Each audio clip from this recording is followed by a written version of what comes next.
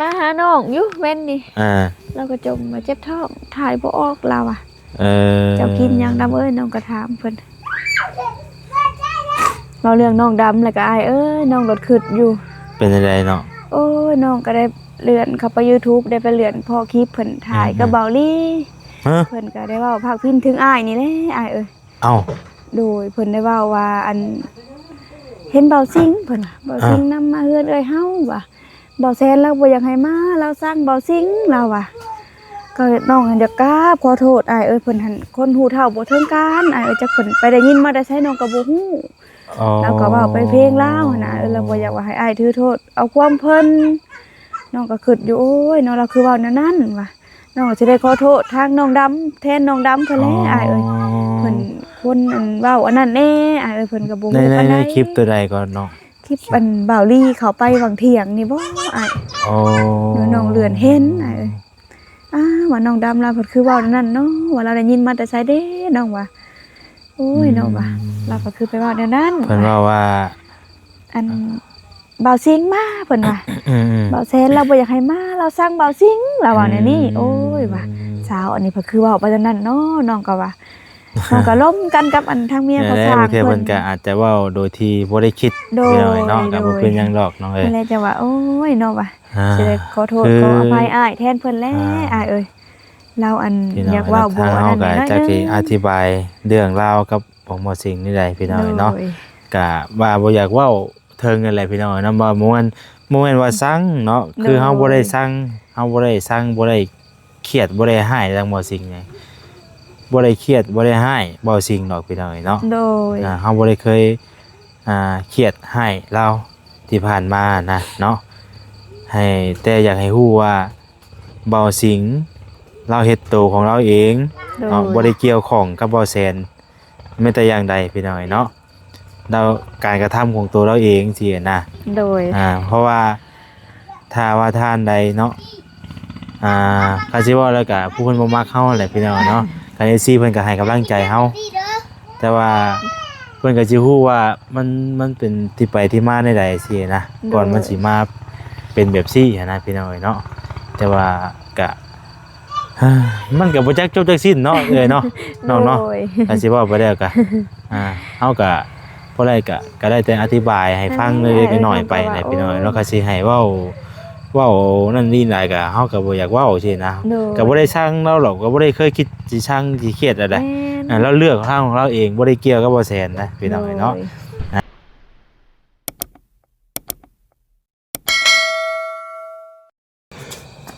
เอาพี่น้องเอ้ยเปิดภาพเปิดคลิปมามื้อนี้พี่น้องเนาะพบพ้อกันตอนค่ำๆแลงค่ำๆยามแลงเด้อพี่น้องเด้อเนาะอยู่หน้าบ้านเทือนซานของทางน้องทองมีนี่แหละพี่น้องเอ้ยเนาะ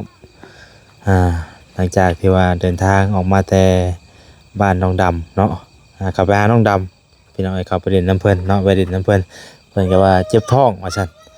กินลาบซีนเมื่อวานนี่เจ็บท้องว่าซั่น หน้าหุบหน้าเหี่ยวอยู่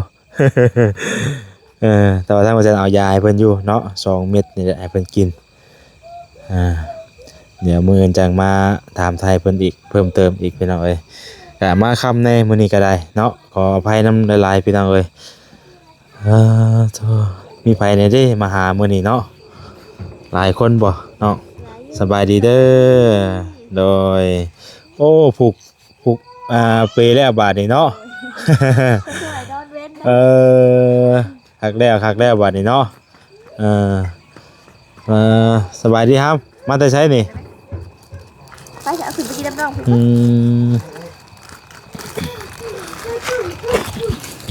มาพอกันช่วงค่ำเนาะ อย่างไรเนาะกินข้าวแรงนะบ่มื้อนี้ยังทันกินยังทันกินบ่มียังกินมื้อนี้ว่าสิต้มหมี่อ๋อต้มหมี่ต้มหมี่เนาะ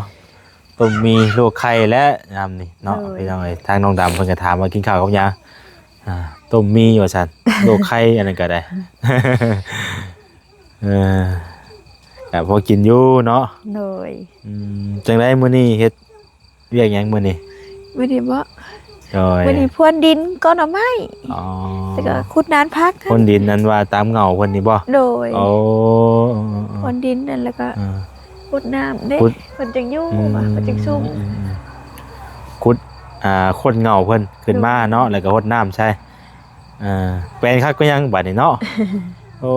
เป็นยังไงแปลนคักกินดีบัดนี้แหนเบิ่งมองอะไรจะได้กะนี่ สนุกอันเดินล้านบัดนี้เนาะ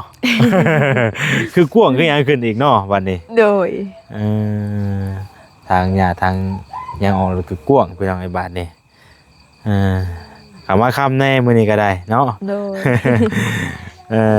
ขออภัยน้ำลายพี่น้องเอ้ยเพราะว่าไปอันนั้นซอยเวียกงานดองเพิ่นมาแล้วก็หิวนอนบัดนี้ มีไผได้มามื้อนี้ทั้งเบานั่นมาบ่ ได้ เบาสะดีเพิ่นมาบ่ โดยบ่าวสลีก็ได้เข้ามา อืมเบาสะดี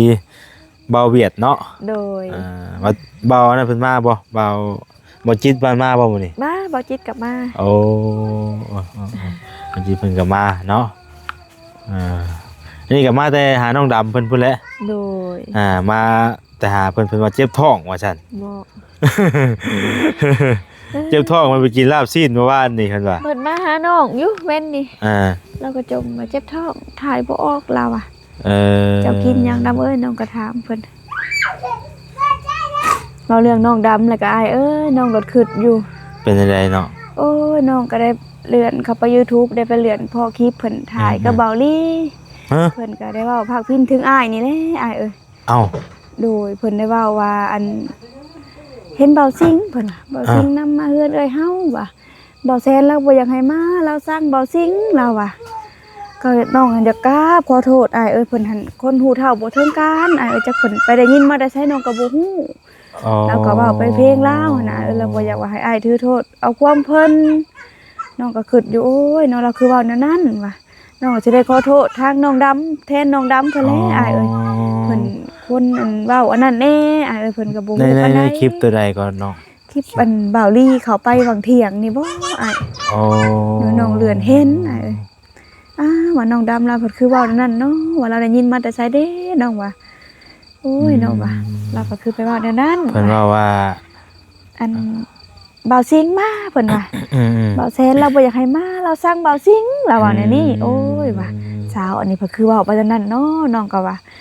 น้องก็ล้มกันกับอันทางเมียเขาสร้าง เพิ่ เพิ่ น น ก็อาจจะเว้าโดยที่บ่ได้คิด โดย พี่น้อยเนาะก็บ่เป็นหยังดอกน้องเอ้ย นั่นแหละจะว่าโอ้ยเนาะว่า อ่า สิได้ขอโทษ คือ ขออภัยอ้ายแทนเพิ่นแล้วอ้ายเอ้ยเราอัน พี่น้ อยากเว้าบ่ ทาง อัน เฮา นั้น ก็ น้อย จะสิ นึง อธิบายเรื่องราวกับของหมอสิงห์นี่ได้พี่น้อยเนาะ โดย ก็ว่าบ่อยากเว้าเทิงนั่นแหละพี่น้อยนำว่าบ่แม่นว่าสั่งเนาะคือเฮาบ่ได้สั่งเฮาบ่ได้สั่งบ่ได้เครียดบ่ได้ให้ทางหมอสิงห์ไงบ่ได้เครียดบ่ได้ให้บ่สิ่งดอกพี่น้อยเนาะ โดย เฮาบ่ได้เคยเครียดให้เราที่ผ่านมานะเนาะให้แต่อยากให้ฮู้ว่าเบาสิงเราเฮ็ดโตวของเราเอง โดย เนาะบ่ได้เกี่ยวข้องกับเบาแซนแม้แต่อย่างใดพี่น้อยเนาะเราการกระทำของตัวเราเองสินะ โดย เพราะว่าถ้าว่าท่านใดเนาะก็สิว่าแล้วก็ผู้เพิ่นบ่มักเฮาแหละพี่น้อยเนาะการซีเพิ่นก็ให้กำลังใจเฮาแต่ว่าเพิ่นก็สิฮู้ว่ามันเป็นที่ไปที่มาในใดสินะก่อนมันสิมาเป็นแบบซี่หั้นนะพี่น้อยเนาะแต่ว่าก็ มันก็บ่จักจบจักสิ้นเนาะเอ้ยเนาะน้องเนาะ โดย ก็สิเว้าไปแล้วก็เฮาก็บ่ได้ก็ได้แต่อธิบายให้ฟังเล็กๆน้อยๆไปนะพี่น้อยแล้วก็สิให้เว้านั่นนี่หลายก็เฮาก็บ่อยากเว้าสินะ โดย ก็บ่ได้สั่งเราหรอกก็บ่ได้เคยคิดสิสั่งสิเครียดอะไร แม่น เราเลือกทางของเราเองบ่ได้เกี่ยวกับบ่แซนนะพี่น้องเนาะ โดย ตะกี้คันเรามาอยู่ก็แล้วไปเนาะ แน่ เอ้าเว้ยยังทำนะ ตกกันได้ เออ นั่น ก็บ่เป็นหยังดอกน้องเอ้ยเนาะบ่เป็นหยังคำว่านั่นก็เดี๋ยวว่าแซนสิ อืม ก็มันก็บ่ได้นั่นหรอกเพราะว่าบ่ได้ฮู้ได้เพราะฉะนั้นก็บ่ได้ฮู้ได้ว่าเราเว้าว่าซั่น น้องมันได้ยินทางอันเมียผู้สร้างเพิ่นว่า อันเห็นเบาลี่เขาไปหาน้องเจ้าว่ะน้องก็เลยได้ไปเบิ่งคลิปว่าอ้าวว่าเราเพิ่นคือเว้าไปแนวนั้นว่ามีแต่คือน้องว่า ถ้าลำเนาะก็เว้าอะโลลาวเนาะเว้า โดย ไป เป็ดคือฮู้อะไรพี่น้องเราขึ้นหยังเราก็เว้าไปเลยสินะ หากกับมื้อหน้ามื้อในน้องก็สิบอกเพิ่นตื่มอีกอ้ายเอ้ยคือว่าหั่นแหละสาวดำเราก็ฮู้เฒ่าบ่ถึงการปานใด แล้วก็เว้าตามนั่นแล้วนั่นแหละพี่น้องแล้วก็ โอ้ย เข้าใจอยู่เนาะก็บ่ได้ถือแล้วหรอกบ่แซนก็ได้ โดย มาก็มีแต่เว้าโน้ม่วนไปเนาะแต่ว่าเรื่องเงินที่ว่าบ่แซนเนาะสั่งบ่ซิงนี่สินะ โดย อันนี้นี่ทางบ่แซนบ่ได้เคยเว้าพี่น้องเอ้ย แล้วน้องก็ว่ารับประดินมาแต่ไส เออ นางดำนี่ว่าก็มา คือความหมายเฮาแค่ว่าบ่อยากให้มาคันสมมุติว่า คือบ่ซิงน่ะเราเลือกทางของเราเองแล้วแหละคือสมมุติเรามาเราเข้ามาพี่บ่ บ่ น้องครับ เช้านี้บ่เข้ามาอ้ายเอ้ย อ่า เช้านี้เพิ่นอยู่นอก แต่เฮาก็เป็นห่วงนิดนึงอยู่เนาะแบบว่า โดย ก็บ่แม่นว่าในนั้นในนี่หรอกพี่น้องเอ้ยแต่ว่าเฮาก็เป็นห่วงตรงที่ว่าเฮาก็ฮู้เราอยู่นะ โดย ว่าเราเป็นจังไดเนาะที่ผ่านมาพี่น้องเอ้ยเนาะที่ผ่านมานี่ว่าสิ่งของเพื่อนำซานจ้ะอันนี้คือเว้าแจ้งๆเว้าตรงๆนี่แหละพี่น้องเนาะสิ่งของที่ว่าเฮานำมาให้เราน่ะเราเอาไปขายจนเบิดเนาะ โดย แล้วบัดนี้น่ะเฮาพอเรามาเห็นน้ำเครื่องน้ำเพื่อนน้ำชาติน่ะมันมีอีกเนาะมันมีเพิ่มเติมอีกแหละแต่ก็ย่านอยู่ตัวนี้เนาะ โดย ย่านว่าเรามาแหละย่านว่าเห็นเครื่องน้ำเพื่อนน้ำชาติน่ะย่านเรามาหมายเบิ่งแบบว่านั่นบ่สินะคันเรามาดีก็สิเป็นหยังก็บ่ได้ว่ากันดอกเนาะ โดย แต่ว่าเฮาก็มีคนระแวง ระแวงอยู่ แต่ก็เฮ็ดจังได๋ซะพี่น้องเอ้ยเนาะกันเว้าไปหลายก็เฮาก็เพราะว่ากับจักสิว่าใดๆเนาะ FC บางท่านเพิ่นก็บ่เข้าใจนำสินะก็ โดย เฮาก็จักสิอธิบายใดๆพี่น้องเอ้ยเนาะมีแต่อยากให้เข้าใจบ่อยากให้ดราม่ากันเนาะ โดย พี่น้องเอ้ยคือทางน้องเราอยู่แล้วก็เราก็จังสิได้สบายใจสินะถ้าว่าเว้านั่นเรื่องนั้นเรื่องนี้มากับผู้อยู่ก็ห่วยเนาะมันก็ มันก็แบบนึงกันแหละเนาะโดย ก็น้องเพิ่นก็ฮู้อยู่ว่าเฮือนซานเฮามอบให้เราอยู่แต่ว่าก็คันมันมีหลายเรื่องหลายราวเนาะตามมามันก็เฮาก็สิมีความคิดความกังวลใจแมันบ่แหละ โด เนาะ ย แต่ว่าก็นั่นแหละพี่น้องเอ้ยเนาะคือทางบ่ซิงก็บ่แซนก็เห็นเนาะแต่ว่าเรื่องพ่อเรื่องเห็นแล้วนี่ก็เห็นพี่น้องเอ้ยเนาะน้ำในบ่แซนก็เคยให้แล้ว โดย แต่ว่าแซนบ่ได้ถ่ายคลิปพี่น้องเอ้ยเนาะว่าเรื่องว่าเห็นแล้วนี่บางเทื่อเฮาเห็นน้ำทางน้ำหยังบ่แซนไกลมาแถวนี้นะบ่แซนก็เอาให้น้ำในแต่ว่าบ่แซนสิบ่ได้ถ่ายคลิปสินะเพราะว่าคือเราเลือกที่ไปแบบชั้นสินะเฮาก็บ่จักสิเว้าในใดกับเราแล้วนะก็ปล่อยตามเราไปถ้าสมมุติว่าบ่แซนถ่ายแล้วปุ๊บก็สิมีหลายท่านหลายมุมมองกันหมดแหละเนาะ โดย ว่านั่นนี่ให้บ่แซนอีกนะก็เลยว่าปล่อยไปตามทางของเราเนาะปล่อยไปตามทางของเราอะไรพี่น้องก็ยังมีอยู่คือหลายๆท่านเพิ่นเข้ามาก็หลายคนเพิ่นเห็นบ่สิ่งก็เพิ่นก็ยังนั่นอยู่ตอนนี้เนาะเพิ่นก็ยังถามไทยอยู่พี่น้องเนาะก็ถามไทยได้อยู่แต่ว่าก็คือว่าแหละพี่น้องบ่แซนก็จักสิว่าจังได๋ยังเนาะ ผ้าห่มเจ้า บอกนั่นเพิ่นบอก เพิ่นลืมมาเด้อ เอาก็ทางว่าแซนก็สิพยายามเนาะอธิบายให้พี่น้องเข้าใจเข้าใจนํกันพี่น้องเนาะแบบว่าแบบเข้าใจง่ายๆสินะแบบบ่ต้องอธิบายยากกันนะพี่น้องเอ้ย โอ้ยมันผ่านมาแล้วสินะเฮาก็อยากให้มันผ่านไปเรื่องราวแหละบ่อยากขุดขึ้นมาอีกสินะมันผ่านไปแล้วนะเพราะฉะนั้นพยายามเต็มที่แล้วบ่อยากเว้าเรื่องของบ่สิ่งนี่พี่น้องเนาะคือทางน้องเพิ่นมาอยู่ใหม่นี่ก็อยากให้เราอยู่แบบสบายใจแบบบ่มีความคิดกังวลใจหยังสินะแล้วบ่อยากเว้าถึงเรื่องบ่สิ่งจักดีเลยแหละพี่น้องเนาะแต่ว่าบางเทื่อบางทีก็มันก็จำเป็นต้องได้เว้าเนาะอธิบายให้พี่น้องเข้าใจคือบางทีคือสิได้นี่บางเทื่อเราก็มาเนาะน้องเนาะก็มาก็มีคนไทยแล้วถามไทยแล้วนั่นนี่ก็บ่ว่าบ่บ่อยให้ถามไทยแต่ว่ามันเรื่องราวมันผ่านไปแล้วแหละเฮาบ่อยากให้มี ผู้ใดมาเว้ายุเรื่องนั้นเรื่องนี้สินะมันสิเป็นเรื่องเป็นราวมื้อนึงมื้อนึงกันไปอีกสินะเพราะว่าจักสิว่าหลายๆพี่น้องแต่ละคนแต่ละทานมันก็บ่คือกันเนาะจักสิ อธิบายได้น้องเอ้ยบ่แสนก็ได้ก็สิบอกเพิ่นอยู่สิบอกเพิ่นนั่นอยู่คือทางนั้นบ่จริงกับบ่แสนก็สิพยายามบอกให้เพิ่นเข้าใจนั่นพี่น้องเอ้ยเนาะ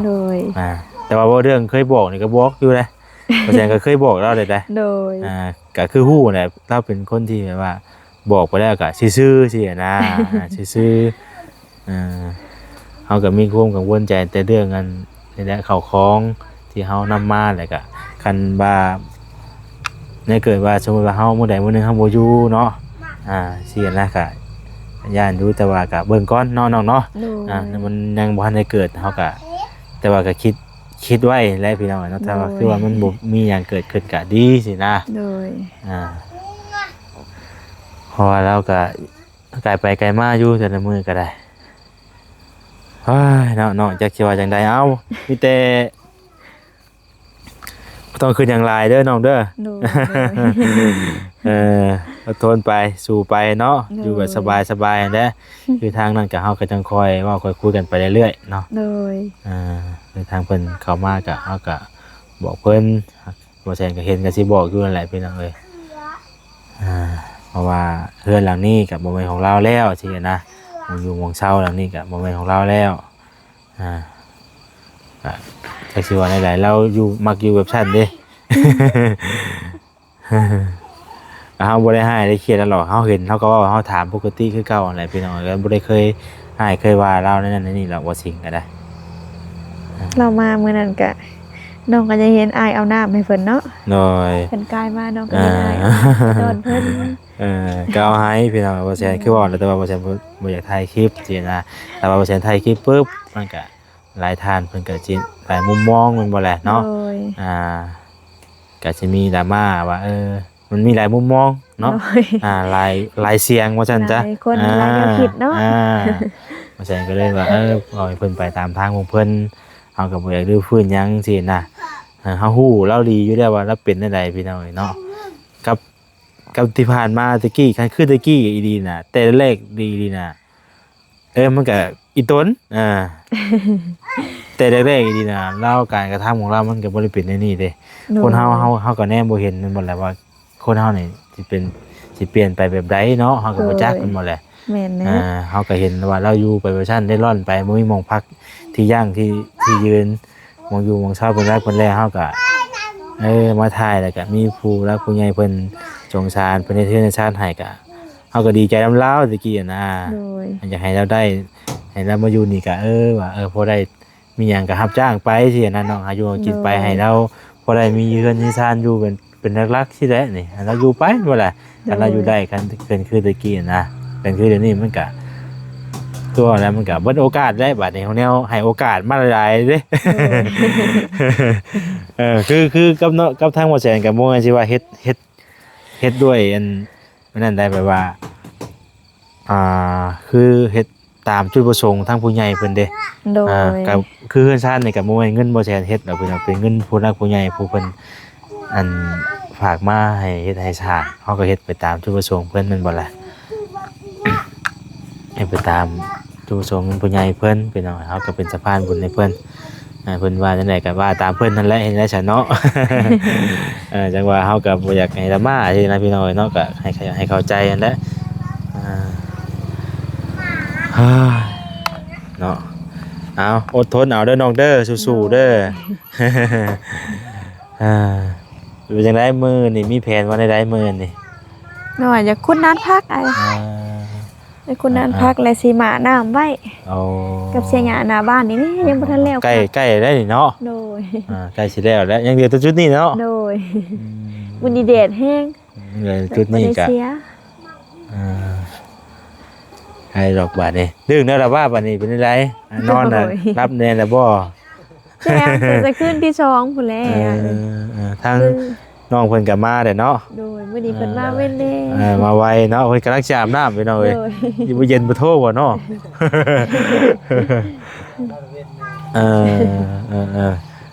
มีแต่ผู้แรกห้องน้ำผู้แรกเนาะครับว่านั่นกะครับว่ามันหนาวมันลมกับผู้หิวอาบอยู่ห้องน้ำ ลูกชายนอนน่ะบ่ นี่พากันเบิ่งในพัก เบิ่งในพัก โอ้ บ่ ยันแต่เพิ่นชูนโซลาร์เซลล์ตกตลาดเด้อเฒ่าเด้อเจ้าคือไว้ใกล้ลูกแท้นั่น เพิ่นนอนจักโมงกันมื้อ เพิ่นนอนเว้นมื้อนี้ บ่ กับยังบ่ทันกินข้าวแรงนี่เด้ เอาซะพี่น้องจักโมงเบิ่งก่อนทีเด้มาแสดงกันมาค่ำแน่พี่น้อง โอ้ยไปไหมเฮ้ย เอา6โมงโอ้สิฮอดทุ่มนึงแล้วนี่เนาะไปซะสิบ่รบกวนทางน้องเพิ่นแล้วซะพี่น้องเอ้ยเนาะสิกลับก่อน เดี๋ยวสิไปเลาะเบิ่งครัวเบิ่งหยังก่อนพี่น้องเอ้ย เอาดีใจนำเด้อน้องเด้อเนาะทางผู้ใหญ่เพิ่นก็เพิ่นเห็นเพิ่นก็ดีใจแล้วน้องเอ้ยเพิ่นดีใจที่ว่าเห็นน้องมาอยู่มาเช้ามานี่แหละพี่น้องทางหญ้าถากตองแล้วก็โอ้เพิ่นภูมิใจพี่น้องเนาะเพิ่นดีใจทางอันผู้ใหญ่เพิ่นก็ได้เห็นโอ้เห็นแบบว่ามันแปลนกูเก่าที่นะมันบ่คือมันก่อนเพราะฉะนั้นก็บ่ได้ซื้อหยังมาดอกมื้อนี้ก็ได้มีแต่นี่แหละของฝากของต้อนมาแชร์กันนี่แหละ มีแต่เอาเงินนี่แหละให้เด้อแล้วน้องเด้อโดยพอได้ซื้อมีหยังก็ซื้อสู่ลูกสู่เต้ากินที่ตรงที่ไทยไว้ยามจำเป็นก็เอามาใช้จ่ายเฮาเองนั่นแหละพี่น้องเอ้ยเอาสู้ๆแล้วน้องเด้อกลับป้าก่อนบาดนี้เนาะเพื่อฮอดกะพอแล้วประมาณ 8:00 นพี่น้องเอ้ยบ่แซนก็ได้ มารอบค่ำโดย เอามาไม้มาแสนอยู่อย่าไปรอเบิ่งท่านก่อนเป็นอังคัดแล้วบ่ห้องน้ำใส่แล้วบ่เป็ดใส่แต่ว่านี่วันนี้ลูกเขาจะว่าเพื่อนดี มันออกอยู่บ่ตัวคาบน้ำนะฮะมันเป็นคาบน้ำไปซื้อโอ้น้ำเต็มเนาะน้ำนี่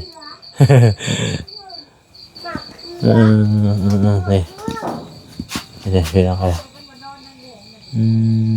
มองอยู่มองเศร้าคนยังจะทานเนี่ยบ่ใช่ยังบ่ได้ซื้อมาบ่ได้บ่ใหม่ พวกเราก็ปลูกเป็นหาไอ้ปลูกว่าแต่เว้นยังบ่ทันได้ซื้อตะหนังนี่ดิแต่ว่าเฮาอยากมันขาดตัวนี้เนาะมันได้บ่มันก็สินั่นอยู่แล้วว่าเนาะ คนก็เหนียว มันก็บ่ทอตำรวจนี่แหละเนาะ เกี่ยวดี ได้แล้วนี่ก็มันก็หมั่นอยู่โตจังได๋สินอนเปบาดนี่เนาะหักแล้วใช่พี่น้องเอ้ยกันเด้อ ไปกลับก่อนว่าแซนก็ได้กลับเลยเด้อบัดนี้เด้อน้องเด้อโชคดีเด้อโดยเพิ่นแลจักสิจังได๋แหละพี่น้องเอ้ยเนาะมื้อใดเข้ามาก็จังเห็นพี่น้องเอ้ย หมาเพิ่นสิจับจะบ่นี่เนาะ จับไอ้ จะหล่นลงเรื่อยเลย มันแบบว่ามันเป็นไปตามมันซื่อๆเนาะ หลีใบเพิ่นทิ้งแล้วนะ เพราะว่าตัวนี้นะนั่นจะเป็นคนละพันธุ์ตัวนี้ม่วงๆ ว่าเคี้ยวเสมอ มันคนละพันธุ์เด้ไปใส่พี่น้องกันแล้วทางบ่ใส่ขอตัวก่อนบัดนี้ค่ำเลยมาผู้เดียวครับเนาะกลับคนเด้อพี่น้องเด้อสบายดีเด้อ